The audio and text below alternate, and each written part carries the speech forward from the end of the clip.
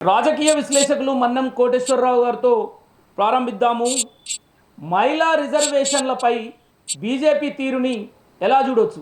ఇది ఒక రాజకీయ లబ్ధి కోసమే 2029 లక్ష్యంగా 2029లో బీజేపీ ఎన్నికలే లక్ష్యంగా ఒక రాజకీయ క్రీడకు తెరలేపిందని అనుకోవచ్చా? చిత్తశుద్ధితో పనిచేయలేదు మహిళా సాధికారత విషయంలో, మహిళా రిజర్వేషన్ల అంశంపైన అనే భారీగా విమర్శలు వస్తున్న నేపథ్యంలో ఎలా చూడొచ్చు దీన్ని మన్నం కోటేశ్వరరావు గారు? యా ఖచ్చితంగా శేఖర్ గారు మీరు చెప్పినట్టుగా ఒక దీర్ఘకాల 2029 ఎన్నికల్లో మనం 2014, 2019, 2024 ఈ 3 ఎన్నికలను చూసినప్పుడు ఒక ఎన్నికలో బీజేపీ ప్రతిపాదించినటువంటి ఎజెండా మరుసటి ఎన్నికల్లో లేదు. అంతకుముందు చెప్పినటువంటి మాటల్ని తర్వాత చెప్పినటువంటి చరిత్ర మనకి ఎక్కడా లేదు.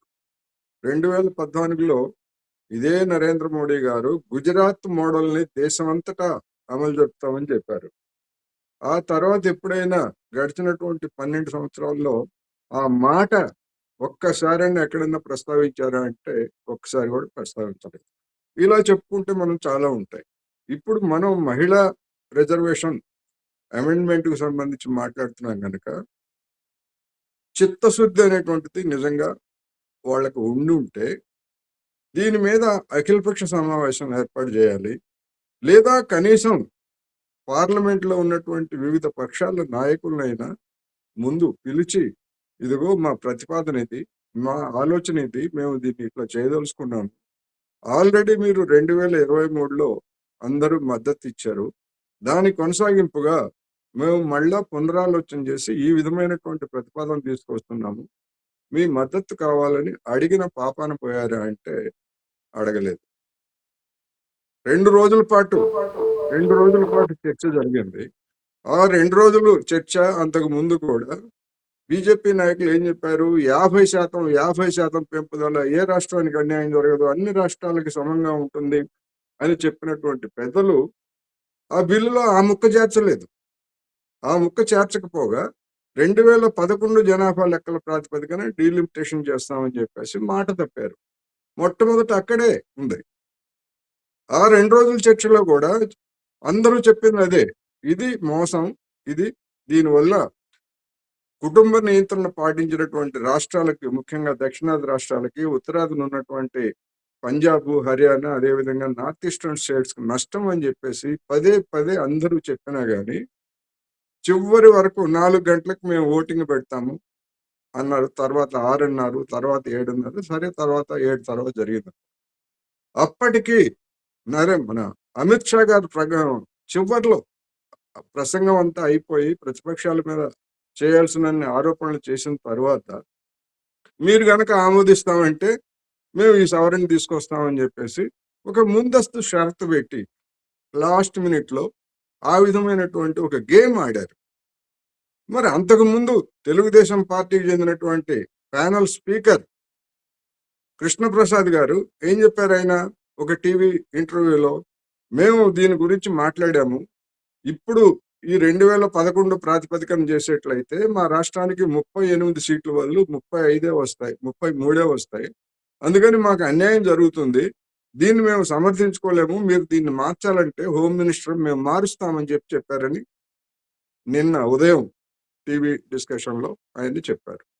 మరి ఎందుకని అంటే తెలుగుదేశం పార్టీకి ఇచ్చినటువంటి హామీని కూడా వాళ్ళ మద్దతు మీద ఆధారపడుతూ, వాళ్ళ మద్దతుతోటి ప్రభుత్వాన్ని నడుపుతున్నటువంటి పెద్దలు వాళ్ళకి ఇచ్చినటువంటి హామీని కూడా అమలు జరపకుండా, ఆ బిల్లులో పెట్టకుండా ఒక నాటకం, మీరు మద్దతు ఇస్తామంటే మేము పెడతాం, వాళ్ళు మద్దతు ఇస్తామంటే వీళ్ళు పెట్టేదేంటి? వీళ్ళే కదా చెప్పింది 50% అన్నిటికీ చేస్తామని. వాళ్ళెవరో అడగటం ఏంటి? వీళ్ళకు ఉండాలి కదా. అందుకని అది ఒక పెద్ద నాటకం. ఆ నాటకానికి తెరబడింది.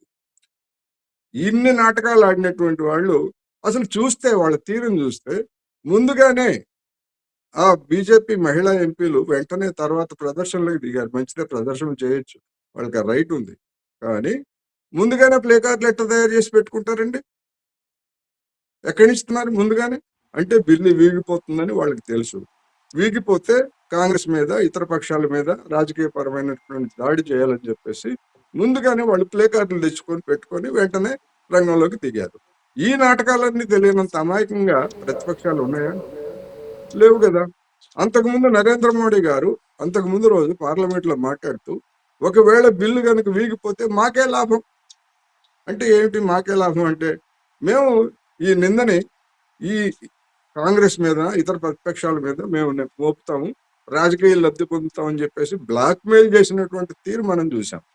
అందుకని ఇన్ని దుష్టాలోచనలు కడుపులో పెట్టుకున్నటువంటి దాన్ని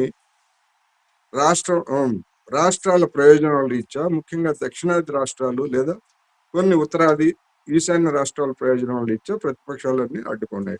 వీళ్ళకి ఆ విషయం ముందే తెలుసు, ఓడిపోతుంది, బిల్లు ఓడిపోతుందని ముందే తెలుసు. ఏమిటి, ఎట్లా చెప్తారు మీరు అని నన్ను అడిగితే, మొన్న రాత్రి 8:30కి అంటే 24 గంటల ముందు 2023లో చేసినటువంటి ఆ రిజర్వేషన్ బిల్లుని, చట్టానికి నోటిఫికేషన్ ఇచ్చారు. ఎప్పుడు? గురువారం రాత్రి 8:30కి. అంటే వీళ్ళకి ఈ బిల్లు వీగిపోతుందని తెలిసి